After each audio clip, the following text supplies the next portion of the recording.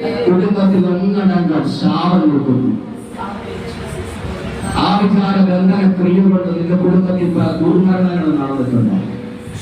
നീയും നിന്റെ വേട്ടയാടുന്ന ദുരാത്മാവിനെ പലപ്പോഴും പേശിക്കൊണ്ട് നടക്കുന്നത്. രാത്രിയുടെ യാമങ്ങളിൽ നീ ഉറക്കത്തിൽ ദുസ്വപ്നങ്ങൾ കാണുന്നു. ഭയപ്പെടുത്തുന്നവർ ദുരാത്മാവിനെ വേട്ടയാടിക്കൊണ്ട് ഒന്നിനും സമാധാനമില്ല. ആത്മഹത്യ പ്രവണത പോലും, ആത്മഹത്യയെ കുറിച്ച് ചിന്തിക്കുന്ന അനുഭവം പോലും മനസ്സിലുണ്ട്. സത്യമാണ്. നമ്മളെ പരിചയമുണ്ടോ? നിങ്ങളെല്ലാം പറഞ്ഞു തന്നാലും യേശുവാണോ സംസാരിക്കുന്നത്? അല്ല. യേശു അല്ല സംസാരിക്കുന്നത്. അല്ല. പിന്നെ ആരാ സംസാരിച്ചത്? എന്റെ ശക്തി കഴിവുന്നല്ല. ഇവിടെ ബുദ്ധിമണ്ഡലത്തെ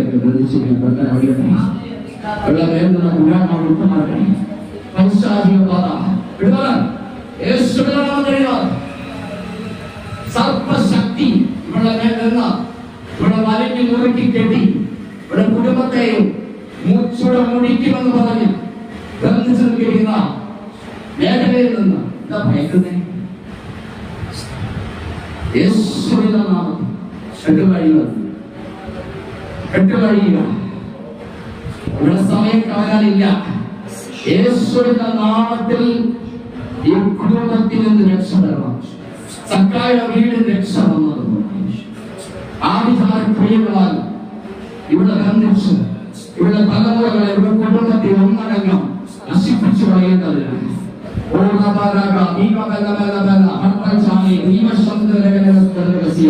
ശിരസ് മുതൽ ഉള്ളം കാലുവരെ ബന്ധിച്ചു വച്ചിരിക്കുന്ന ബന്ധന കഴിയട്ടെ. യേശുവിനെ തൊടുക. ഞാൻ തൊടത്തില്ല. യേശുവിനെ ശക്തിപ്പെടും. ദൈവമാവിനെ സ്വർഗീയ തീയുടെ പിടിച്ചെടുക്കാൻ പറ്റാത്ത പന്നിക്കൂട്ടങ്ങളിലേക്ക് അഴിച്ചു വിടുന്ന യേശു ക്രിസ്തുവിന്റെ ക്രൂശിലെ രക്തത്താൽ നിന്റെ മേൽ ജയോത്സവം വന്നാണെന്ന് എന്ന ദൈവം ഇതിന്റെ പരമോയ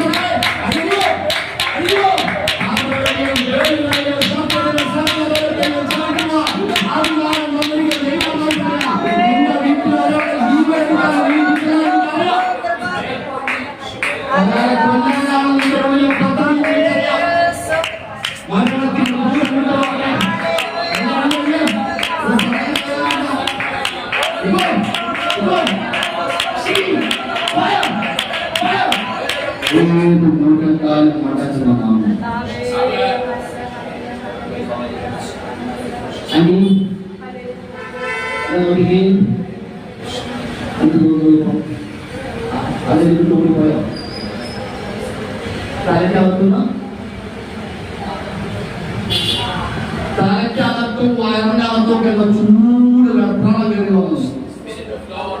ക്ഷമിക്കാനുള്ളവർ ക്ഷമിക്കാമോ? പൂർണ്ണമായിട്ട് ക്ഷമിച്ചോ? ഇനി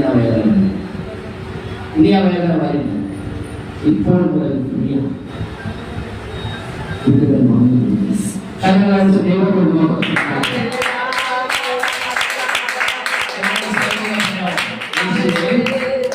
നീ എന്റെ കർത്താവാകുന്നു.